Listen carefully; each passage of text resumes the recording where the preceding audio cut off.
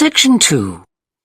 You will hear a representative of a city council giving information about 2 new facilities which are opening soon in the city.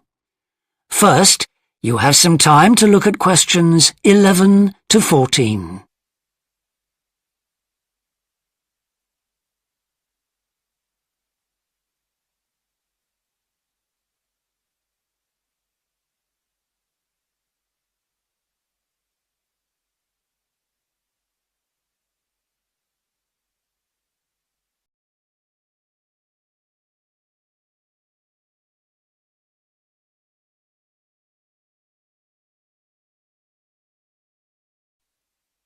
Now listen carefully and answer questions 11 to 14.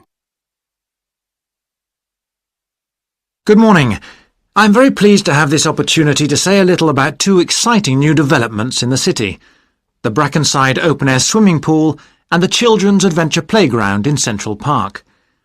As many of you may know, the idea for these initiatives came from you, the public, in the extensive consultation exercise which the City Council conducted last year, and they have been realised using money from the SWRDC, the South West Regional Development Commission. First of all, Brackenside Pool.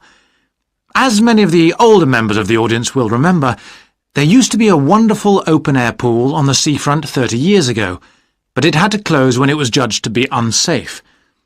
For the design of this new heated pool, we were very happy to secure the talents of internationally renowned architect Ellen Wendon, who has managed to combine a charming 1930s design, which fits in so well with many of the other buildings in the area, with up-to-the-minute features such as a recycling system, the only one of its kind in the world, which enables seawater to be used in the pool. Now, there's been quite a bit of discussion in the local press about whether there would be enough room for the number of visitors we're hoping to attract, but the design is deceptive, and there have been rigorous checks about capacity.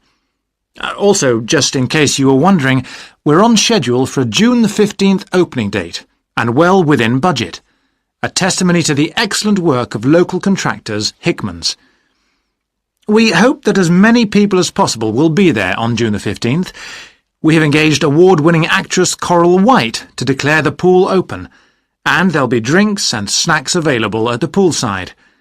There'll also be a competition for the public to decide on the sculpture we plan to have at the entrance. You will decide which famous historical figure from the city we should have.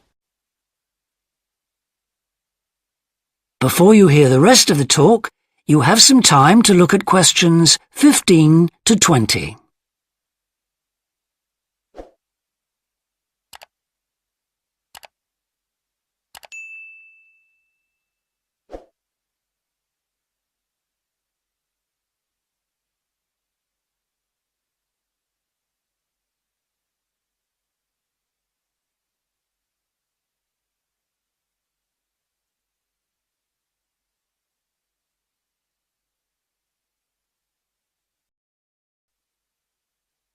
Now listen and answer questions 15 to 20. And now, moving on to the Central Park Playground, which we're pleased to announce has just won the Douglas Award for Safety. The news came through only last week. The unique design is based on the concept of the global village, with the playground being divided into 6 areas showing different parts of the world, each with a representative feature. For example, there is a section on Asia, and this is represented by rides and equipment in the shape of snakes, orangutans, tigers and so on, fauna native to the forests of the region. Moving south to the Antarctic, we couldn't run to an ice rink, I'm afraid, but opted instead for climbing blocks in the shape of mountains. I thought they could have had slides for the glaciers, but the designers did want to avoid being too literal. Then on to South America.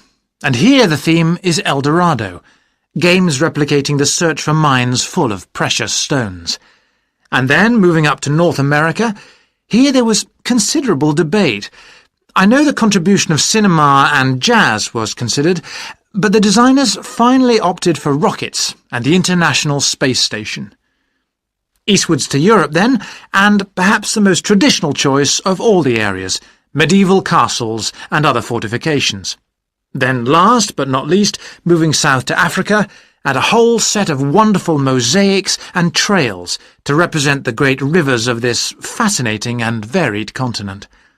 Now, the opening date for our global playground is the 10th of July, and again, we'd love to see you there. So, make a date and come and see this magnificent, original new amenity right in the heart of the city.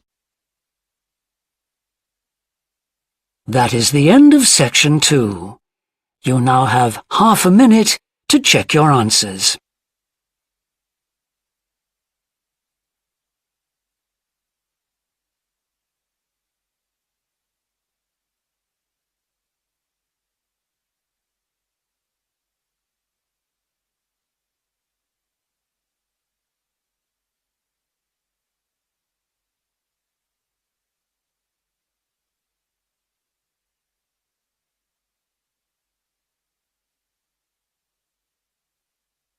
Now turn to section 3.